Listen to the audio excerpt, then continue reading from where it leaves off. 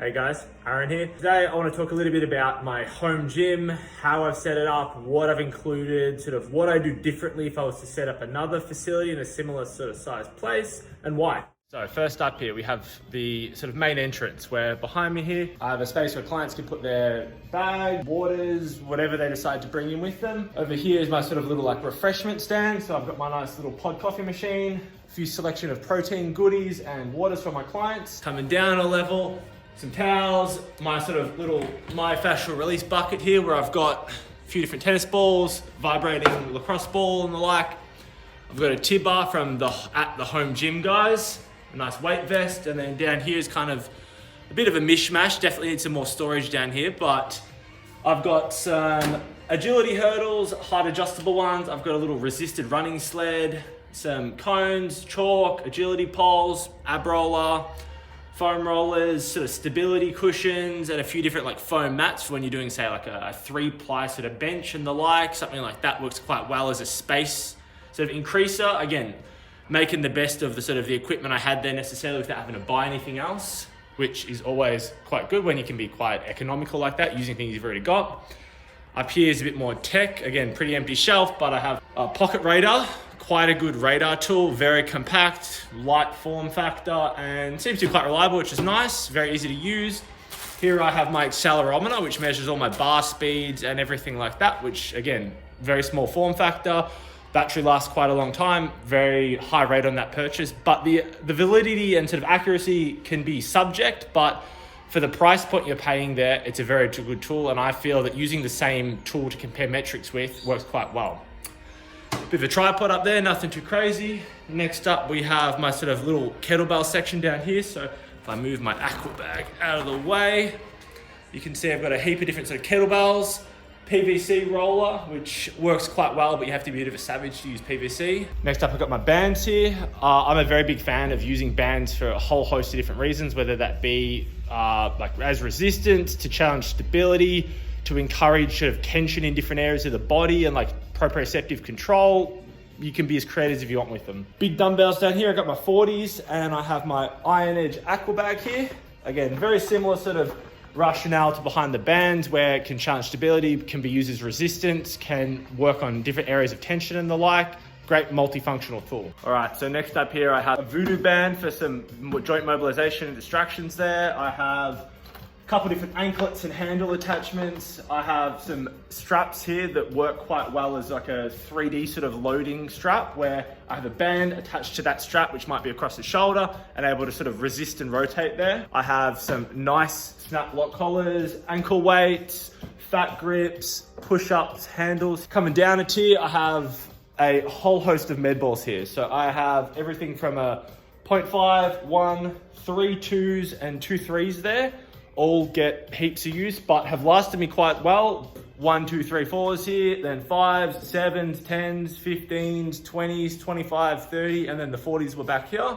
By having a whole host of dumbbells like that, it gives me the ability to load practically any movement in here. Next up, I have my whiteboards here. Generally, the smaller one here is going to be a bit of a summary of this the client's session there, what they're going to have on for the day, just to be able to not need to reference my phone or notebooks and the like, and just be able to basically see the whiteboard, see it there. The client can walk in and sort of know what's on the menu for that day as well. Here we have a bit of a leaderboard for a few of the sort of challenges I have going at the moment. Mainly assault bike related here at the moment. 10 second on, 15 second off times 10 rounds. That is probably the main one I've got going, and it is an absolute painful experience. Bit of an acid bloodbath there. If you're game for it, give it a crack. Would love to see what you guys can get. Best scores at the moment are an 81.2 for the males and a 38.6 for the females. Very rough. You're gonna feel worse when you finish it than when you're doing it, but enjoy it. Moving over this way, I've got my main flat bench down there. And out of the section that most people probably want to see, my PowerRack. All right, so in regards to the PowerRack and what accessories I'd recommend. The first one off the bat, as the rack doesn't really come with a huge amount. It comes with safeties, but they're these quite ugly, very solid steel safety. So obviously if you're any sort of aficionado looking after your bar, you don't want that smashing into that. So these are sort of what I'm using in terms of a little easy insert safety here. So just basically it's a twist insert there. Again, not massively much more supported than the other ones, as it has a little bit of plastic there to prevent a bit of scratching, but works quite well when I'm using something that I am likely not going to fail on and I'm not too stressed about it actually coming down on those. That's more for say like a pin press, something like that, where I will have some contact, but it's not going to be slamming. If I am going for any sort of heavy max, or a client's gone for a heavy max, I'll probably put these in, which are my fabric straps, which work really well to keep the bar in great condition prevent any sort of metal scratching and the like, which is always nice. I have my plate storage over here where I've got a wall mounted storage, but I have it on the floor. I have some 10s, 15s, 20s, and then down the back there I have some 0.5s, 2.5s and 5s. On the actual rack here, I like to keep my 10 and 20 thin metal plates, as well as my 25 bumpers on there, just to really anchor it, because the rack itself isn't actually bolted into the ground, so it's kind of freestanding there at the moment. Although I've never had any issues with it tipping, even without that weight on there, but I like to have that on there just for a bit of added comfort, peace of mind and safety. Coming over this way, as you can see in the back, I actually have a set of squat stands. Over here we have a bit of an outlier corner where I've just got a few bits and pieces that are waiting for a home essentially. I've got my Viking handle at the back, which works really well for clients that might lack a little bit of shoulder mobility, or when we're trying to do a bit more of a power orientated movement, like maybe a clean and press or something like that, but they don't have the time to learn the technical proficiencies. That works very well in a pinch in that sort of situation. Battle ropes, I have my trap bar there as well, which gets pulled all over the place just due to basically frequent use. I've also got a nice door here that gives me a heap of breeze and natural light into the sort of setup here, as well as these skylights above, which make the place have a much more warm feel to it. As you can see there, it's quite a nice visual when you've got that door open, you get a bit of sun going across there, especially if you're squatting or something in that stand. It's lovely. I have my Iron Edge plyometric box here. I'm a big fan of the Iron Edge one specifically due to the fact that it has counterweight in the middle essentially. So compared with a normal one where that would go over quite easily, these are quite stable. These are definitely one of the more high-end sort of boxes that I've worked with. Like if I was to jump on that, it's not going anywhere. Whereas a lot of the other ones are basically just pure foam and you land on them and they're quite shaky. For anyone over, I'd say about 85 kilos, you either want to land very stably or have something like the Iron Edge one there with a little bit of weight inside so that it resists that change in inertia there. I have my assault bike here, which gets a good amount of use, being the main sort of cardio piece within my gear that I have here. A bit of a love-hate relationship with that thing. Next, I have my decline sit-up bench. Can't remember where I purchased that, came across it somewhere along the line. I have another whiteboard there with a few different sort of session outlays at the moment. Here we have my little lacrosse section and sort of tool and miscellaneous storage. So a heap of different lacrosse sticks there, a bit of face-off turf, a goal, which is quite nice to be able to pull out here, and then sort of miscellaneous storage here. Pieces, charging station, cleaning station, fan, toolbox, some golf clubs, part-time golfer, you know. Ryobi vacuum, that thing is an absolute MVP of this whole gym. It puts in absolute work, does an amazing job. All right, so now that you've had a bit of a look around, I'll talk a bit about why I've set it up the way I have, what I would do differently next time, and things I'm looking to add in the near future. All right, one of my main driving factors to set up the Aldred Performance gym the way that I have, as I also still perform sort of outdoor mobile PT sessions, I wanted to be able to purchase gear that I use for both sort of uses, where it's an in-studio, in-gym facility, as well as taking it mobilely to a client's house, to a park, or wherever the session needs to be performed. So obviously pretty much everything behind me here has that dual functionality. What would I do differently next time? So the main thing that I would really love to include here that I haven't been able to is a strip of turf. I am very big on a lot of sort of power movements, whether it be jumps, like broads, verticals, laterals, as well as even just small acceleration sprints.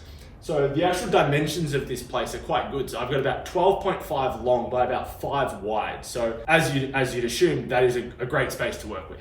So despite it being quite a good size, the logistics of actually putting some turf in would probably not work very well, just based on the fact that as it comes out here, it is coming into a driveway and you're not really having that distance to be able to decel. The main thing about a home setup like this is trying to get the most bang for your buck space-wise. If I was looking at turf, the minimum would be something in the 6 to 8 meter range. Anything less than that, and I feel it's kind of a bit of a moot point. Anything more than that, and I'm starting to eat into too much of the overall space. But it's that middle ground where it's probably a little bit large for the return I'd get if I had a slightly larger space, or was redesigning everything with all of this sort of storage around here not needing to be here. I 100% would put turf in. Next up, not something I necessarily would do differently or change, but something I would sort of add to the facility here is power at both ends. At the moment, I only have power down this roller end, and that is a little bit inconvenient if I'm trying to have something going down there, whether it be a light, a speaker, someone wants to charge their phone down there as they're changing music or something. Very small sort of tidbit, but that is something I would change. In terms of the pieces of equipment here that I would get the most use out of, it would be pretty much all of the things that would come straight to mind. My rack, my barbells, all my plates, my dumbbells, my bands, my med balls, pretty much everything in here serves a functional purpose at some level. All very traditional things. I would say my sets of bands up here would be another one that I would strongly recommend. You get so much value back for how little outlay. That entire rack of bands there, which probably has something like 15 bands, would probably cost me half as much as my 40 kilo dumbbells down the bottom there alone. You're getting so much versatility, loading, capacity, used for such a cheaper price compared to a lot of the other things, which obviously are very more resistance based and a lot more expensive because of the sheer mass of them. And that about wraps up my home gym tour today. Day in the life of an Aldred Performance athlete, what you get to see, what you get to use, what you get to experience. If you have any questions, comments, or anything like that, reach out below. More than happy to answer anything you guys put my way. If you're interested in seeing more content like this, a bit more of a behind the scenes sort of viewpoint, feel free to let me know, give it a like, give it a share. All of those metrics will let me know that basically you guys want more of this sort of stuff. In the meantime, keep it real.